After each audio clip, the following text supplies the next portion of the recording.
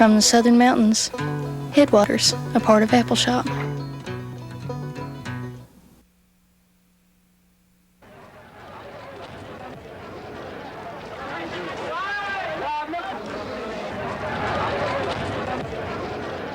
On December 3rd, 1984, the worst industrial accident in history occurred when 40 tons of methyl isocyanate, known as MIC, leaked from a Union Carbide pesticide plant in Bhopal, India.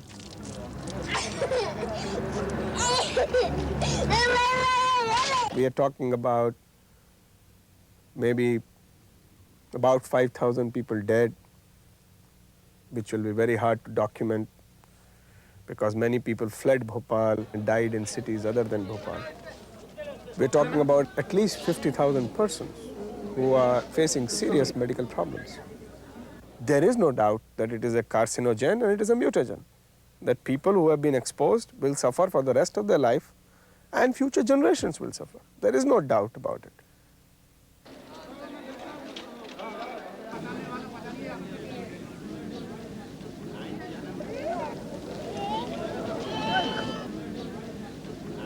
I was in Florida, down Disney World. Just as I got out of the car, I heard this thing, Bhopal, and it killed X number of people. I had a Carbide Institute jacket on the thing. I just took my jacket off and stuck it back in the car. I said, man, right just as soon as I found out the situation, I think a lot of people felt that right off, that the fact that you were part of that thing.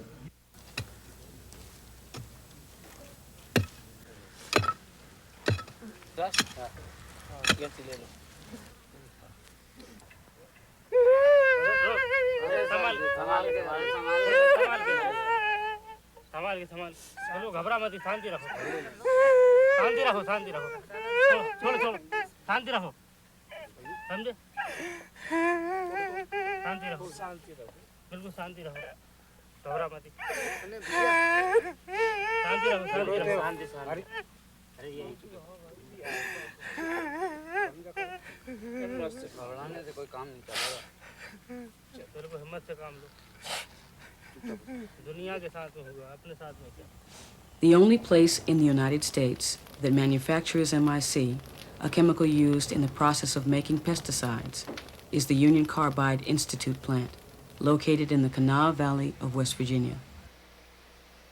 Good morning, ladies and gentlemen.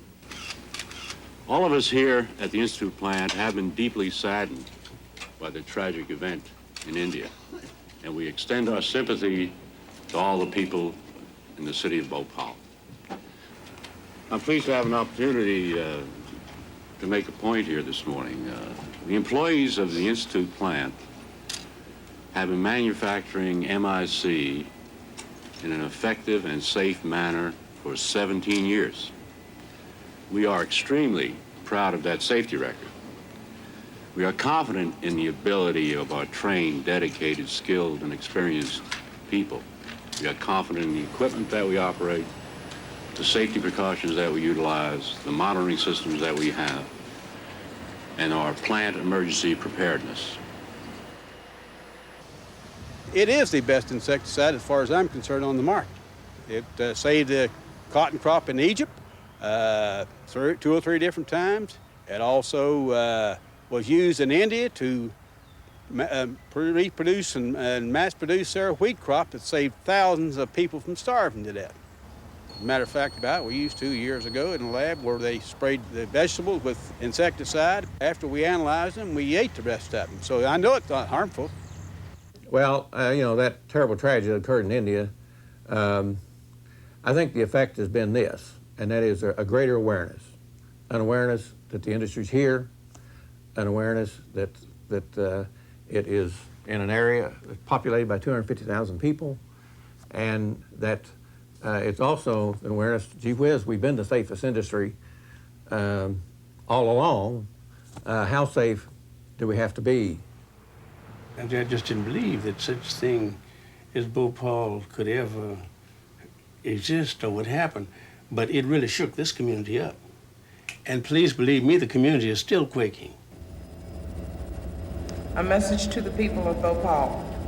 We are writing you from the shadow of the Union Carbide chemical plant at Institute, West Virginia. We are residents, professors, and college students who oppose MIC production in our community. Like you, we are people who need industry for jobs and for the products that make lives better. Like you, we now know that safety and health come first. May our common concern bond your community and ours for many years to come. People concerned about MIC. Institute, I love old Institute. I love thy walls and thy campus green. Boys there are strong and steady. The girls the fairest I've ever seen. Tra-la-la, Institute. I love old Institute. And I know you'll learn to love her too. That was our school song. West Virginia, this area was probably an area that was rather free beyond the hills. Mr. Cabell was white and had owned slaves, but he married one of them. They were really the very early settlers in this valley. One of the grandchildren sold the first 3 acres to the state of West Virginia for the beginning of a school for children, for blacks and children of mixed marriages in this area. My grandfather came here from Raymond City, where he was a coal miner, and he wanted to put his children in, bring them here so that they would have access to the college over here. There are 9 of us. All of us were going here. It was a very close-knit community. You knew everyone, and we trusted, everyone trusted everyone. It was very beautiful. It was challenging. There was a time you could have found from any corner of the state black representation. One of the plants started buying up land. Then I can remember the smells. Institute wasn't, it didn't seem like it was as fresh, airish-like, you know. And then it seemed like we were more confined. I came to Institute when I was 17 and 1/2 years old. And I was a freshman at West Virginia State College. I thought this was the smelliest, dirtiest, and anything that's derogatory about the atmosphere. And it was hard to breathe here, but this was where I was going to college. They didn't hire Negroes, with exception. Eventually they began to hire them, but it was menial work. I understand that even one of the presidents of the college, who was a professor of chemistry, I think he has a doctorate, applied, and they were going to give him a job as a janitor or something. They were already invading the community with the pollution, terrible pollution, but they wanted it not to be an attractive community. They would put the tanks and so forth, and you know, all of that plant stuff right next to houses. I often wonder if it had been a white neighborhood, would they have done the same thing? Maybe if it had been a white underprivileged neighborhood, yes. But I know it wouldn't have happened if it would have been, had it been people of affluency. Those of us who may have thought that this was affecting us one way or the other may have been a bit fearful, because I do know that when you open up your mouth years ago, somebody shut it up for you, one way or the other. Powerlessness was the name of the game. Who would dare speak to the corporate board or even try to contact them about the odors? And I dare say that the president of the college even thought about it, because that was just not the way things were done. So we just endured. On May 4th, 1985, Union Carbide resumed MIC production at Institute after spending $5 million to improve safety. On August 11th, 1985, 500 gallons of highly toxic aldecarboxene and methylene chloride leaked from the Institute plant. Plant officials waited 20 minutes before warning the community. This looked just like a fog, a mist in the morning, dew. My head's been hurting me and sick in my stomach. When they told you it was a leak, what was the first thing that went through your mind? India, you're so helpless. There's nothing you can do, you know. How far can you run?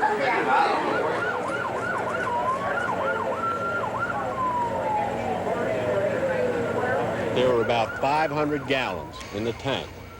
It is now suspected that the material overheated, which resulted in a pressure buildup. This caused 3 gaskets on the tank to fail. In addition, a safety valve on the tank opened and discharged material into the emergency vent system. There were 134 people seen at hospital emergency rooms. Union Carbide Corporation will assume responsibility for medical expenses. We have no reason to believe that there will be any long-term health effects from their exposure. Mr. Kanawha, after Bhopal occurred, didn't you in fact assure the people of this community that this kind of thing could not happen here? Definitely did. Bhopal type incident hasn't happened. Well, although the gas was not a deadly gas. You're not suggesting that this comes anywhere near Bhopal. No, I'm saying that you suggested that this sort of thing that happened yesterday could not occur here at this Institute plant. I don't think I said that unequivocally. The Release-It Institute has caused some problems vis-a-vis our credibility and the community. Somebody has sold a bill of goods that this is a zero-risk world, and I don't want to have any risks. And life is not that way. Can't be that way. You know, I think in today's environment, you could invent the pencil. It has a very sharp point. Children use it. Stick it in your eye or your ear. I doubt that you could get the pencil introduced in the market today. Hey, hey, what do you say? We say Carbide. Hey, hey, what do you say? Carbide is synonymous with Kanawha Valley. It's become an institution here. And I feel that they have contributed not only jobs to this valley, but the philanthropy. And we are behind them 100%. And he worked at Carbide 31, and look at him. Ain't nothing wrong with him. He's still alive, huh? Yeah, I'm retired. He's in good health, too. There are 2 ways to die in this valley, chemical or starvation. Starvation's a slow process.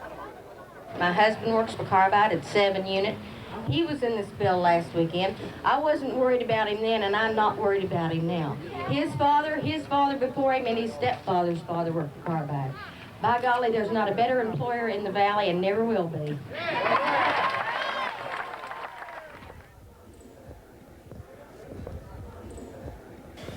We welcome you to this meeting of people concerned about MIC.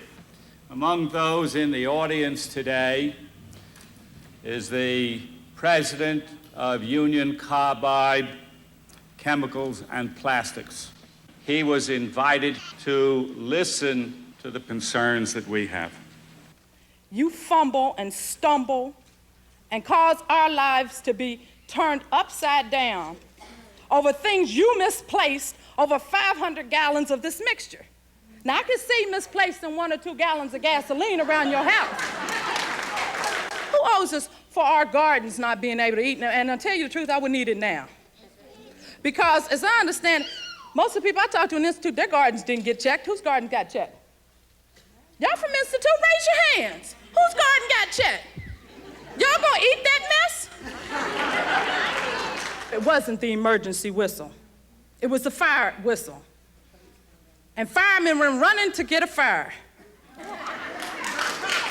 As they ran for the fire, I was running out of Institute with my 2 kids, trying to save the lives that I put here on earth, not for Carbide to take away. The birds stopped singing Sunday morning, and they came back Wednesday. I paid particular attention because my husband and I both love birds. And I don't like living where I have to worry every night and get up every morning and worry about making it through the day. And I'm mad about it. That's all I have to say is get out. Last Sunday, I got up on the interstate and they detoured me, so I came out right at the gates to Union Carbide. There was a blue light flashing. I realized there was a gas leak. I'm pregnant. I'm 2 months pregnant. I find out, I called everywhere to find out what the long-term effects were. I cannot get any information whatsoever. They tell me, first I find out it's a class 1 chemical that I was exposed to, not to worry about it. I come to find out it's a class 4 chemical that does cause birth defects, that has mutagenic effects, things like that. We just don't know. I'm just really frustrated right now. I don't want to find out 7 months from now that my baby's going to be deformed. The great big corporation assured us that they had all these warning signals, that they had everything under control. But yet I'm across the street and I don't even hear a damn signal. By the time my family got up, the gas was all in our house. My 2 kids sleep in the front bedroom directly facing Carbide. And I had fans in my house because I'm not fortunate enough to have central air conditioning and heating. And I had fans bringing gas in my house to my kids, trying to get ventilation. And yes, I'm outraged. We and you have a great problem. Some of you want us simply to shut down, and we can do that. In fact, considering the size of Union Carbide and the fact that we make fun things like ever-ready batteries and electronics and graphite electrodes, which never much hurt anybody, it would in some ways be simpler for us to cut our economic losses and shut it down and write it off and walk away from the enormous burden of the terrible publicity that we have received. The reason I think we can't shut down is because I don't think we're an organization of quitters. I really don't think that we want to admit that we are not capable of managing our affairs. That's why we shouldn't shut down. If we don't make those chemicals, someone will. You can wish the problem on somebody else. I had a dog once who was overly aggressive, and he bit a mailman once. And he missed a mailman about 3 times, and I was very upset about it. Will you listen? I don't want to hear your dog story. We're talking about people and their lives and their homes and their families. Our payroll number is 11554. You want it, you can have it. But I'm not going to quit. I'm going to be one of them employees out there making sure you're home by the safety rule. Making sure you're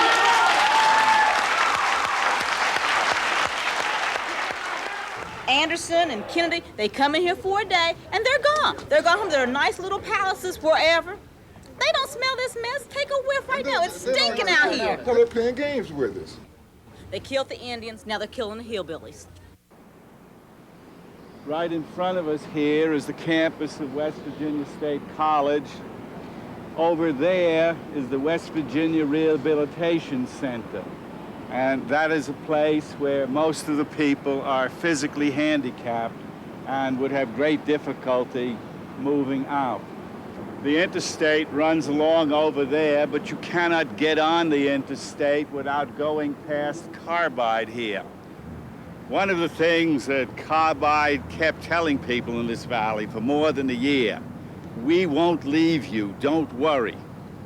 And then we learned that not only are they actively seeking to sell the plant now, but they had that in mind for more than a year. In the fall of 1986, Union Carbide sold its agricultural products division to Roan Palenque. Roan Palenque took over the management of the Institute plant, although Union Carbide retained ownership of about half the units within the facility. I would just like to give you a very short information about Roan Palenque. Roan Palenque is a large chemical company, one of the largest in Europe. It has sales of $8 billion, and it employs 84,000 people around the world. Safety is a key concern of our top management.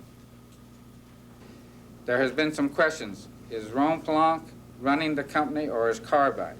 Today, we are following the processes and the policies that were instituted in operating the plant that were installed and came about because of the severe crisis period that went through. Some great thought went into it. We can't just come in and change that. We're following that. We'll make the changes when the time is correct.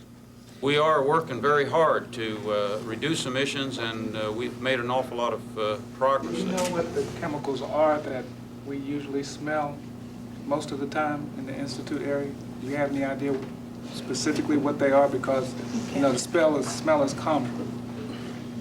No. I call you, I ask you, what is it in the air? Generally, my daughters out there will say, Mommy, what is that? And they become sick. I've called many times, and you're very good about sending your human sniffers. Mr. Huddleston came up, he's very polite. Hello, ma'am, I'm so-and-so Huddleston from Carbide. And ma'am, you know, I've been driving around your area for about 30 minutes, and I can't smell a thing. I'm very sorry. I said, let me tell you something. My husband died of cancer in June, a young man, after going through Vietnam, living through all that hell over there, coming here and dying. I said, my husband died in June of cancer. I said, you see that house across the street? I said, she died last week of cancer. See the apartment? I said, right behind that apartment, see that yellow house? I said, that man died of cancer practically the same day that woman died. I said, back behind her, her brother's dying of cancer. Back behind him, another lady is ill with cancer. I said, and you come up here and tell me you don't smell anything. I said, well, I'm tired of it. All I can say is we have a crew of people on each shift that respond to odor complaints from the community, and we do confirm numerous odors with we call it our odor patrol. I think that what these people would like to know is precisely what is it that they're breathing, in what concentrations, and if you don't have the technology, then I think you better get it real soon, because that's really what it's going to take to answer those questions. The chemical industry constitutes such a big part of West Virginia's private sector that without, West Virginia would almost be without. You have to understand West Virginia's economy now is well, I wasn't going to say it's not in shambles, but certainly it ranks either around 48th or 49th worst in the country. I think we do rank 49th in personal income. So you can see that an industry that has such high wages and contributes so much to the economy, how important it is to our state. When the first whites came here, Indians showed them how to extract salt from the brine. The first true chemical industry was also based on salt, and that developed in the early 1900s. With the coming of World War I, chemical supplies from Germany were cut off. I wish I could do something for you, ma'am, but aspirin came from Germany, you know. Yes. Thank you. Goodbye. Jim, come look. What's the matter? Di, it runs, and this is a new dress, too. You think that's bad? Look at my new hat. I sure wish we could get good dyes again. You said it. The U.S. government was looking for an ideal location to encourage the development of chemical plants. In doing a study, they found that this was the place. Nitro, West Virginia, for example, was a World War I boomtown. The government developed a gunpowder plant there and a TNT plant there. In the years following World War I, Monsanto came, DuPont came, Union Carbide had a contract on a product which would keep TNT from freezing. They moved their operation from Clendenin down to South Charleston. And now things are starting to be based on different types of feedstock that are petroleum-based, gas, oil, coal. In World War II, we weren't getting natural rubber from the Far East, so the government desperately needed synthetic rubber in the war effort. What's now the Union Carbide Institute plant was built by the federal government. The men in rubber, in petroleum, and in chemicals formed a combat team to fight the battle for man-made rubber. It was a battle we had to win. With the rubber we needed, our war machine went into high gear, and we struck back all over the globe. And we kept on striking back till the job was done. At the end of the war, the federal government then sold that plant to Union Carbide. And I don't recall the exact amount they sold it for, but basically they gave it to them. The nation's industrial skyline parted in the middle to make room for the growing chemical industry. From now on, man could look to chemistry to release him from his dependence on fortunate circumstances. Today, plastics are changing the appearance of our everyday world. As the years go by, new materials will be found, new processes discovered, and new machinery invented. With new uses, there arise new wants. New wants mean new markets and new prosperity. This world of the molecule belongs to us all. It is yours to explore. Your new frontier. It's only in the 1950s that things started to really zoom. And it was considered kind of this miracle industry that could, in fact, I think in the Kanawha Valley it was called Miracle Valley or something like that. Because the chemical industry was supposed to bring us all these new benefits. And the promise, like, of nuclear power was that we could get all this virtually for free in terms of risk. Ortho, night, rocco, oil, benzene. Wow. Henry, not more hair tonic, and with a spray. This, pet, is not hair tonic. It's Weed No More, designed especially to take the backbreak out of lawn care, sweeten the disposition, and strengthen the soul. For the first time since the dawn of history, he's completely the victor. Easily, effortlessly, economically. For now, it's goodbye weeds. It's new with beauty true. It's Agilon Stretch, nylon yarn. It's Agilon Stretch, nylon yarn.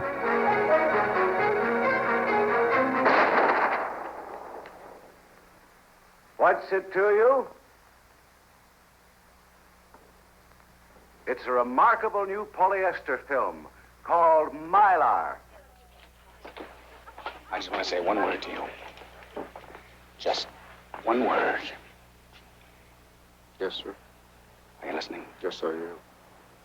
Plastics. We are only sort of rubbing our eyes and saying, for the first time now, look at what we have got our hands on here. We have just created an enormous factory making incredible amounts of these chemicals, and with nobody minding the store, nobody saying, what can we tolerate on this planet? It's partly because it's so new that it has been so unregulated, and partly because of the power of the chemical industry. I'd like to welcome all of you to this conference, Living with Chemicals, communicating the risks, benefits, and choices that go with having such a large slice of the United States chemical process industry located right here in our backyards. This is about the 4th or 5th largest concentration of chemical activity in the whole country. Ladies and gentlemen, it gives me a great deal of pleasure to introduce to you Mr. Hal Corbett. Does anyone in this group read Peanuts? Maybe one or two. Then you'll be familiar, some of you, with Lucy and Linus. And Lucy said, you know, isn't it amazing what one can see in the clouds? Says, Linus, what do you see? Linus says, oh, well, you know, I see lots of things. I can see, in this cloud, I can see the angel Gabriel blowing his horn. And over on this other cloud, I can see, you know, the 4 horsemen of the apocalypse. Charlie Brown, what do you see? Charlie Brown looked up and he said, I was going to say I could see a ducky on a horsey, but I changed my mind. And to some degree, that illustrates the diversity of perception.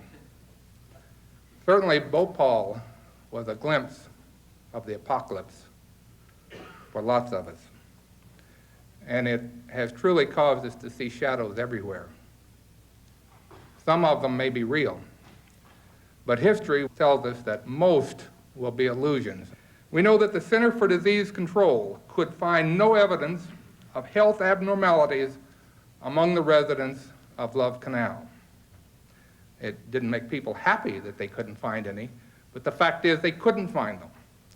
This country has spent over $500 billion in cleaning up the environment over the past 10 years. Was it worth it? Of course it was worth it. We were in trouble. That $500 billion is not an insignificant sum, however. It's the public's money. It isn't the company's money. It comes from taxes.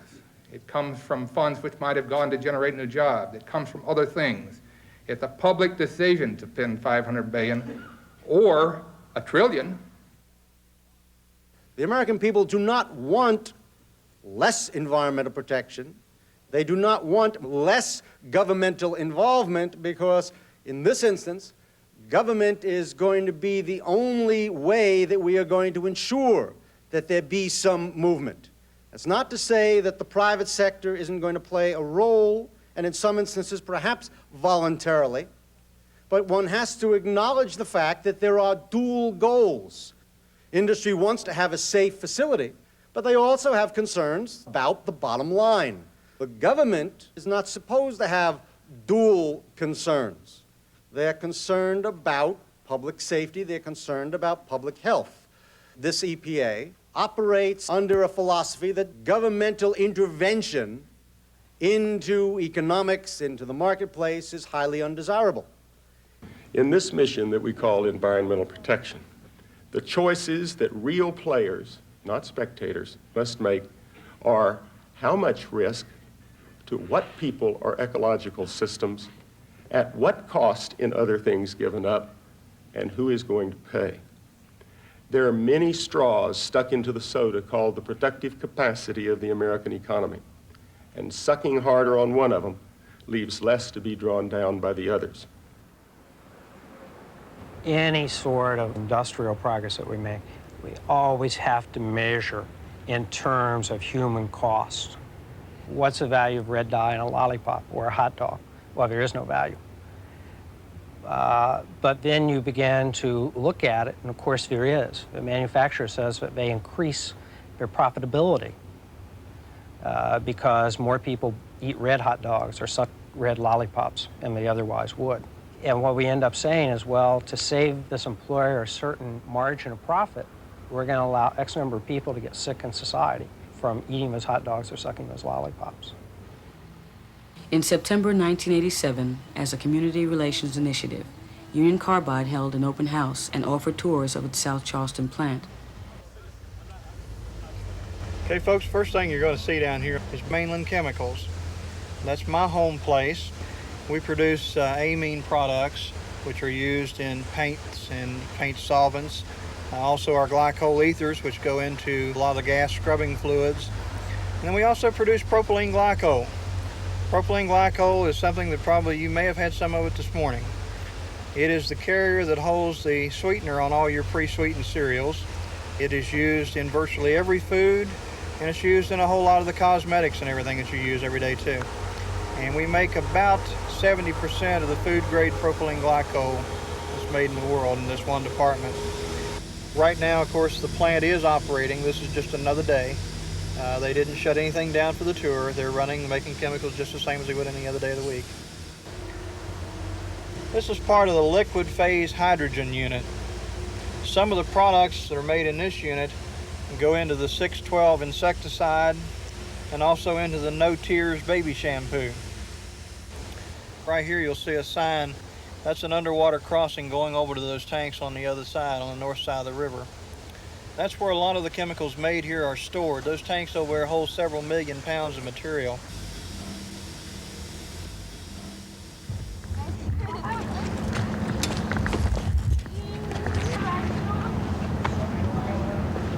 This is it. This is the bulk facility. This is my street right here. See, tanker truck leaving now. These cars are probably either full of chemicals or maybe waiting to be loaded or unloaded. I told them, I said, you've got too much junk in here. What's the point of it? Directly across the street here from us, he died of lung cancer. Man next door here died of liver cancer. We watched him from day one, turn completely yellow and die. Guy next door to him has, him and his wife both right now have skin cancer. And on the other side of them, a man's voice box larynx was taken out. On the other side of him, the guy had leukemia and died.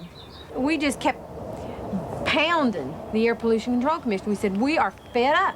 So they did a mortality study. They said that we were 50% above the national norm for cancer rates. Since then, of course, they've discounted that, saying that they used the wrong mortality data. They didn't use the right base. Everybody's kind of torn it apart. It's okay to talk about emergency planning and risk assessment and those fashionable things, but when you begin to say, could you be causing my child's asthma? Do you cause cancer? Do some of the chemicals you use, not only that you process and that you store, but that are going on our food, could you be killing us? Don't ask those questions. You're going to cause mass hysteria in the nation, because it's not just You're North talking Charleston. jobs. I mean, they had a big parade down here, walked right around our house, you know. They made a big issue of, we love North Charleston. Well, I've been here 37 years, more than most of them. I love North Charleston too, but that's not the issue. We have a right to know what we're breathing.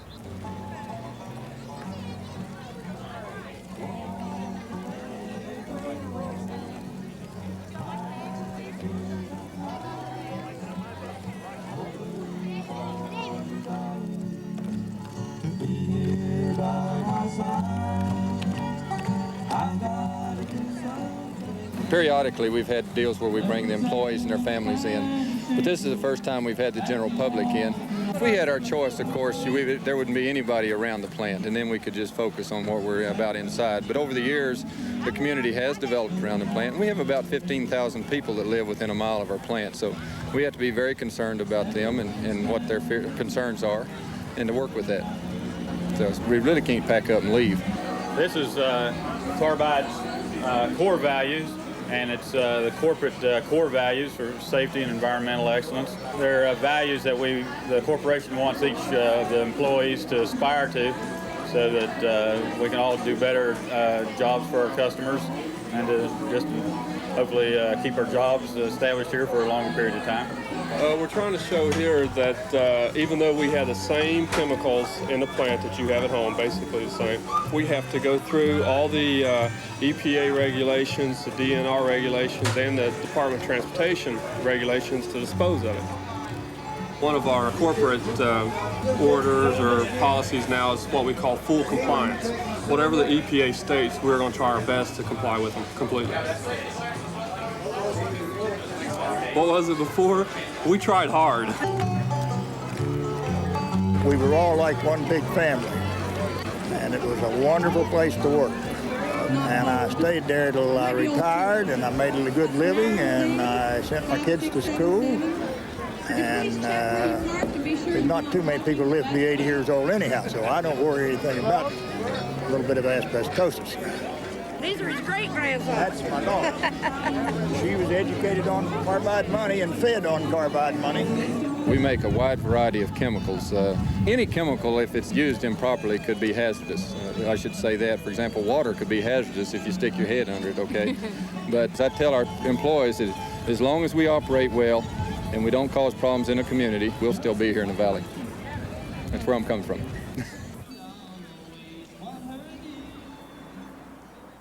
Back when I got in, it was during the time that they had to hire minorities, so I know that's why I'm there. And as far as being afraid, you know, of the chemicals, from day one till now, I'm still afraid of them. Everybody there, in the back of their mind, they fear what they're being exposed to, but, you know, it's hard to find a job now. Believe me, if there was another one out there right now, I would be there. Because, you know, I realize now that I've sold my soul to carbide, really, when you get right down to it, because I know that in the long run, the chemicals, they'll get you. It's just a matter of when. They'll get you. There's no way you can escape.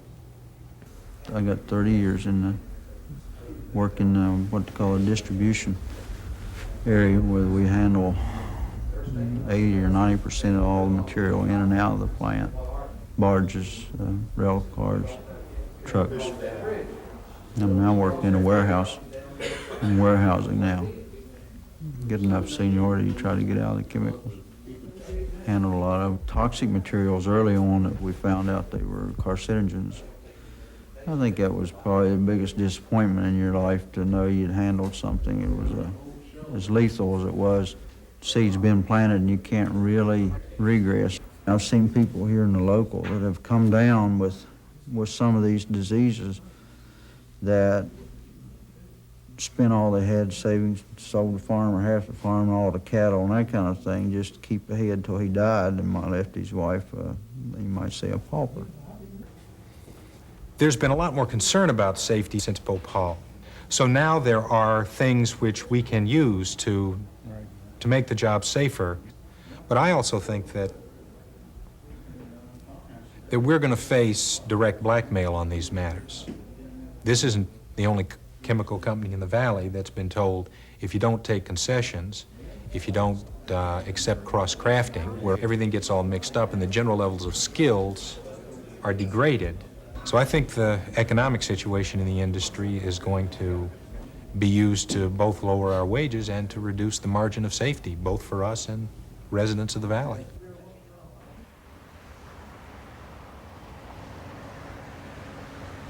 After Bhopal, we had a whole series of accidents in the United States that really shocked the American industry and shocked the American Congress, shocked the American people.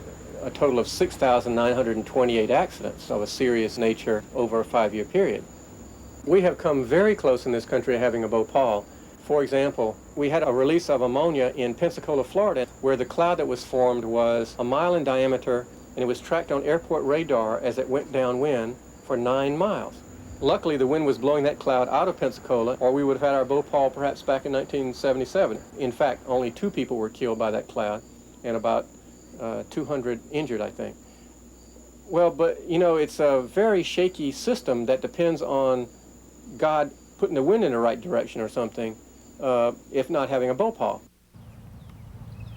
In April 1988, 4 years after the first request from people concerned about MIC, the Kanawha County Emergency Planning Council held an evacuation drill of West Virginia State College and the communities of Institute, Pinewood, and West Dunbar.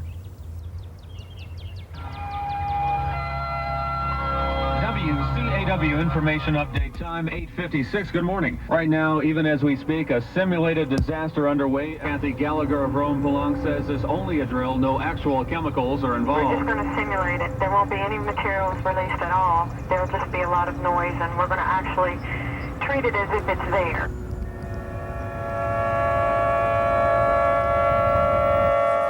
Quiet day on campus today? No, usually Mondays are pretty busy, but I guess everybody knew about it and took off.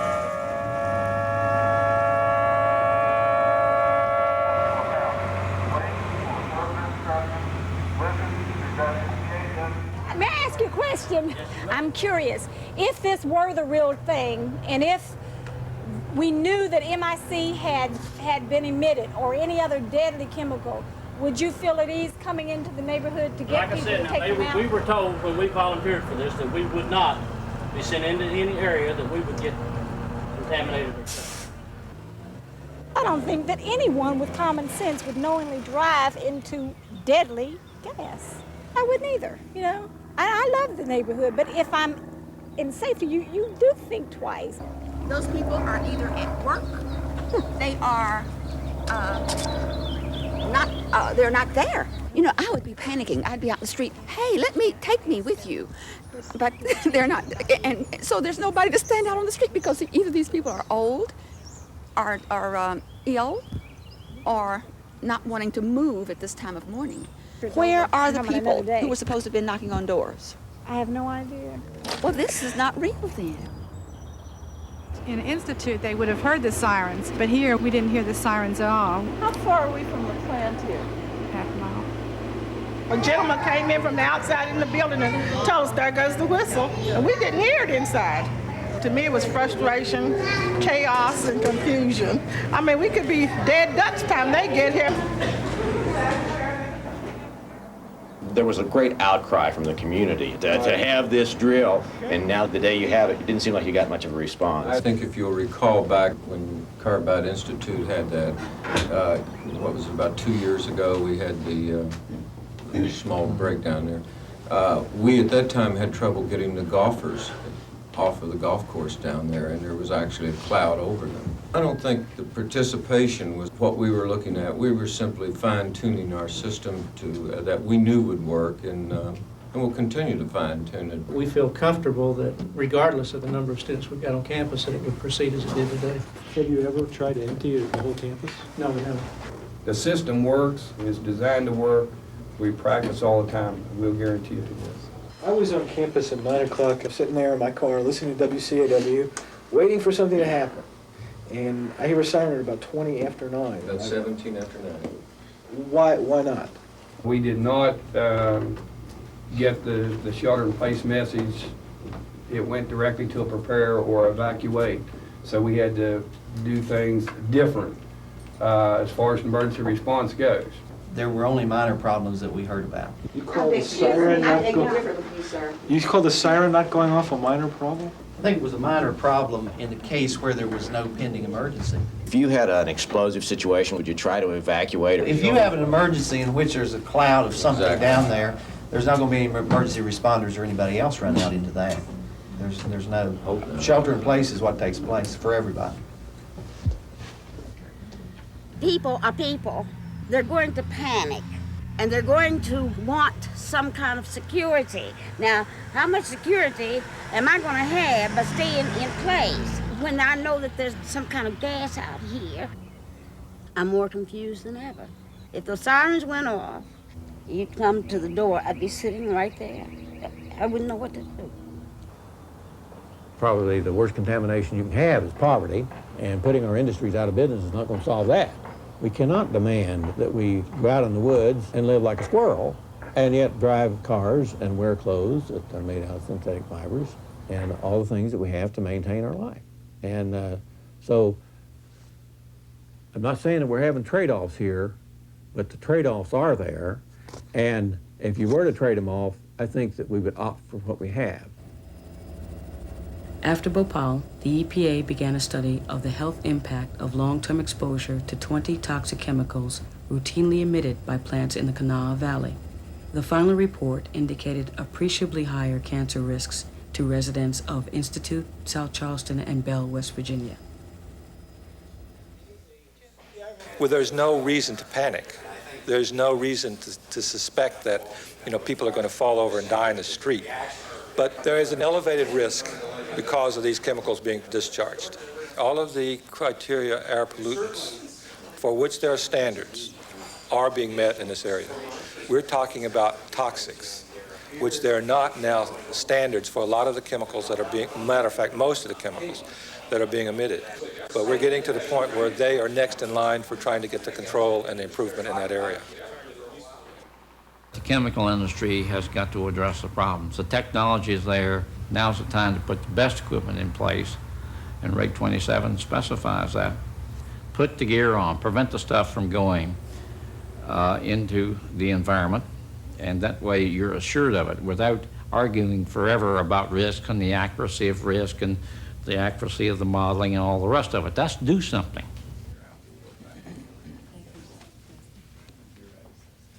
Commissioners and Director Beard, I'm speaking today on behalf of the chemical industry in West Virginia to express our substantial concerns about the proposed rule. The definition of best available control technology, or BACT, does not recognize, as it must, any element of economic consideration or actual demonstrated viability of available technology. The chemical industry is very willing to shoulder its share of the responsibility for clean air. We specifically urge the Commission to defer any further rulemaking at this time. Studies have shown that in several residential areas of the Kanawha Valley, cancer-causing toxic air pollutants exist in the ambient air at concentrations high enough to cause cancer in nearly 1 out of 100 individuals in a particular neighborhood of Institute. We've been told repeatedly by the chemical industry that we should let them reduce these emissions voluntarily. In 1977, many of these same cancer-causing chemicals were found in the air here in the valley. Nearly 12 years later, those chemicals are still present. There simply isn't any reason to continue to subject the residents of this valley to unnecessary and preventable illness and death. Remember the West Virginia House of Delegates? I think this is a gross overreaction. Only benzene and acrylonitrile are shown to actually cause cancer. And then these are in gross amounts. Now, our body has bugs in it that obviously eat the benzene, eat these various things, and the body converts this into calories. I mean, this is an organic substance, like potatoes, like any other organic substance that you're eating. And at some level, the bugs can't handle it. And when the bugs can't handle it, then you get cancer. But at some level, the proposed regulations are none. Zip. Zero. Now, if there are specific problems, let's deal with them. But bureaucratic zeal is no substitute for common sense. A lot of these things are not proof perfect, and depends on what side you are, and the lawyers get rich, and people get exposed, and the air doesn't get cleaned up. but there's also solid, genuine concern. You live someplace, is the air supply safe for me? You rationalize and you can say at some age, well, that probably won't happen to me, and this and it, and I gotta have a job and something else. Look down at your child or grandchild. You rationalize for their future and say, okay, daddy or granddaddy's gotta have a job and you gotta breathe this crap and take the whatever. That's not right. There's nothing right at all about that. If there's no, risk-taking is not something we should do as a society. But you'll find many people that don't agree with me on that. A fire tore through a storage unit at the Rhone-Poulenc chemical plant in Institute this morning. 20 to 25-foot flames shot straight up out of an explosion which reportedly could be heard as far away as South Charleston. And unconfirmed sources told News 8 that MIC lines are within 6 feet. But over 3 hours passed before the media or local fire officials were even notified what was going on. Plant spokesman Jim Lake issued this statement. We're just letting the residuals in the pipe rack burn themselves out. There are no injuries and there's no danger to the community. It shook my house. Two of my neighbors were walking their dogs. Was a beep, beep, beep inside of the plant. Then that's why There's a I heard two-tone something alarm. else, and I thought it was. We're asked to spend all day long on a riverbank with a pair of binoculars trying to see what's going on in that plant. With them having a they've got a radio just like this in their emergency operations center. They leave turned off. It's very simple. No, it's a complicated situation. It needs thorough planning. No, there's no planning required. All Mr. Schoenberg has to do is say, we'll do it. He runs that plant. Well, I work inside the plant, and if this event had taken place on Monday, there would have been deaths on the job. A week previous to this incident, there was an MIC release at the Larvin unit. The blowers didn't shut down, and they blew the MIC right into the control room where people are supposed to be able to shut this thing down, and drove everybody out of the control room as a result of it. These kinds of things go on. They're not minor. They do not and will not tell the truth about them. Now, I said here, I bit my tongue. I hear what people are saying, and you'll have to evaluate that yourself. We need to talk to one another. If we've got a problem, then let's get out on the table and solve it. It's on the table.